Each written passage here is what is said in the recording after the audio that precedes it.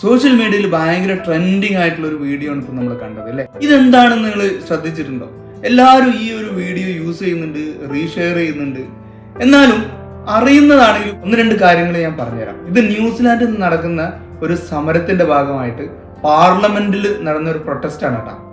ന്യൂസിലാൻഡിലെ അവിടുത്തെ തനതായ ആളുകളാണ് മൗരി വംശജർ. 1840 ഈ വംശജരും അന്ന് രാജ്യം ഭരിക്കാൻ വന്ന ബ്രിട്ടീഷുകാരും തമ്മിൽ ഉണ്ടാക്കിയ ഒരു ബില്ലുണ്ട്, ഒരു കരാറുണ്ട്. ആ കരാറിന്റെ അടിസ്ഥാനത്തിൽ ഈ ഒരു വംശജർക്ക് ഒരുപാട് പ്രിവിലേജസ് അന്ന് കൊടുത്തിരുന്നു.